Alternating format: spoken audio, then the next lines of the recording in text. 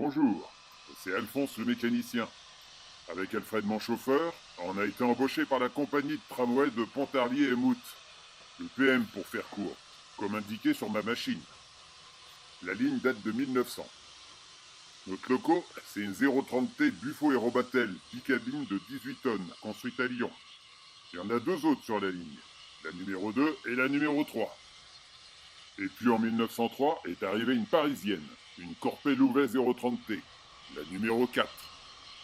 Je vous invite à faire le voyage avec nous dans ce coin du Haut-Doubs. On va partir de Pontarlier et descendre sur Oie et Palais, Chahon, Chaudron, Malbuisson, l'Abergement Sainte-Marie, Gélin pour arriver au terminus de Mout. Pontarlier, c'est la sous-préfecture du Doubs, située dans le massif du Jura.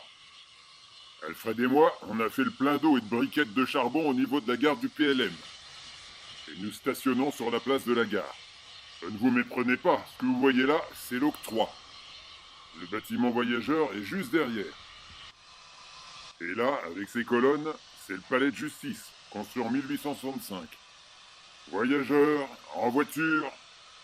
Je desserre les freins, j'actionne le régulateur et c'est parti. On longe la rue Tissot. Et on arrive place de l'église. Ah oui, Alfred, c'est l'église Saint-Bénigne, construite en 1771. On tourne à droite dans la grande rue. Et quand il neige, ça fait pas semblant. Faut dire qu'on est ici à 830 mètres d'altitude.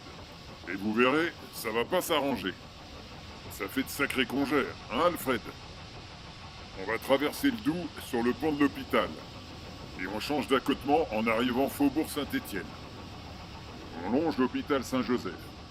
Il a été construit à la fin du XVIIe siècle en remplacement d'un ancien hôpital.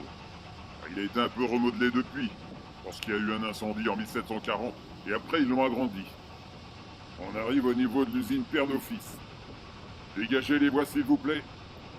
Ah oui, je vous ai pas dit, mais Pontarlier, c'est la capitale de l'absinthe. Il y a 25 distilleries ici, et 3000 personnes vivent de ça. Comme vous le voyez, l'usine est neuve. Elle date de 1903. En fait, elle a été reconstruite. Figurez-vous que le 11 août 1901 à midi 20, la foudre s'est abattue sur l'usine. Ça a fait un sacré incendie. Et même qu'un employé de l'usine a vidé les cuves d'alcool dans le Doubs pour éviter l'explosion. Ça n'a pas empêché l'usine de brûler, mais ça a limité les dégâts. Comment, Alfred? Ah oui, 2 jours plus tard, la Loue à sa source a pris une teinte verte et sentait l'absinthe. Ça a permis de savoir que la Loue était une résurgence du Doubs. On arrive au moulin Mauguin. Il y a un bistrot ici. Je m'arrêterais bien ici prendre une petite absinthe. Mais bon, voir ou conduire une locomotive, il faut choisir. Au niveau de la station de Dacluse, on laisse passer une rame qui va à Pontarlier. C'est ici un passage pour la Suisse. Le PLM y passe. Vous avez vu le château de Joux à droite? Il date du Xe siècle. Et à gauche, le fort de Larmont construit en 1840 pour renforcer la défense de la Cluse. Tu savais, Alfred, que le fort de Joux a servi de prison d'État sous Louis XV jusqu'en 1815. On passe sous la ligne du PLM et on traverse le Doubs. Hé, jeune homme, j'espère que tu sais t'arrêter parce que j'ai pas envie de t'écraser. On arrive sur Oie et Palais, un village au nord du lac de Saint-Point. Je ferme le régulateur, je serre les freins et nous stationnons au niveau du bâtiment voyageur. On croise une rame qui va vers Pontarlier. T'as vu, Alfred? C'est Eugène qui conduit la Buffo. Attends, j'actionne le sifflet. On quitte Oie en passant sur le pont qui enjambe le Doubs. On roule le long de la rive nord du lac de Saint-Point. C'est un lac d'origine glaciaire alimenté par le Doubs. Alfred, toi qui aimes bien les chiffres, tu sais qu'il fait 7 km de long pour 800 mètres de large, et donc plus de 5 km². Ça en fait le 4e lac glaciaire de France. On arrive sur Chahon, c'est un hameau de Montpeureux, le village qui est un peu plus haut.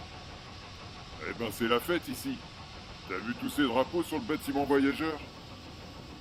On s'arrête à la station. C'est reparti. On croise l'hôtel Bon Séjour. Le tourisme commence à se développer, hein, Alfred? On arrive sur Chaudron. C'est un hameau qui est partagé par Montpeureux et Malbuisson. On s'arrête à la halte. Alfred, profites-en pour purger les cylindres. S'agit pas de rester en rade à cause de ça. On arrive au restaurant de la Source Bleue. Eh oui, on est à côté d'une résurgence d'une couleur bleu turquoise, et qui descend en cascade pour jeter dans le lac de Saint-Point. Alfred, tu veux que je te raconte une légende? On dit ici que la source vient des larmes des yeux bleus de Berthe de Joux. Son mari était parti en croisade et n'a plus donné signe de vie. Le croyant mort, elle a pris un amant. Mais figure-toi que le croisé est revenu quelques années après et a été fou de rage en voyant sa femme avec un autre homme. Alors il l'a tuée et a enfermé sa femme à vie dans un minuscule cachot du fort de Joux, avec vue sur le cadavre de l'amant. C'est pas très gai comme histoire, tu trouves pas, Alfred? Nous arrivons sur Malbuisson. On croise une rame qui va vers Pontarlier. Et on stationne à notre tour. Alfred, il y a un château d'eau et le niveau est à la cave. On va reniper ici. Tu savais, Alfred, que celui qui a créé la société de tramway de Pontarlier-à-Mout et de Malbuisson, et c'est Émile Schlumberger, un banquier, qui est propriétaire ici et qui en avait assez de faire le trajet en calèche jusqu'à Pontarlier. On repart. On va longer l'hôtel du lac. Ils font pas que cultiver l'absinthe ici, mais le tourisme se développe aussi. Il y a même quelques Parisiens qui reviennent chaque année et qui vont taquiner le brochet sur le lac, ou faire du patin à glace quand le lac gèle en hiver, ce qui est fréquent ici. On quitte Malbuisson. On laisse sur la droite la villa Montjoie. Et on arrive à la gare des Granges Sainte-Marie, juste à côté du chalet du Coude. Nous arrivons à l'Abergement Sainte-Marie, à côté du lac de Rémoré. Il est plus petit que celui de Saint-Point avec son kilomètre carré. À la gare, on croise la Corpelle-Louvet qui va vers Pontarlier. C'est reparti, on passe devant la poste et on franchit encore une fois le Doubs pour s'éloigner du village. On passe en pont au-dessus du Lot.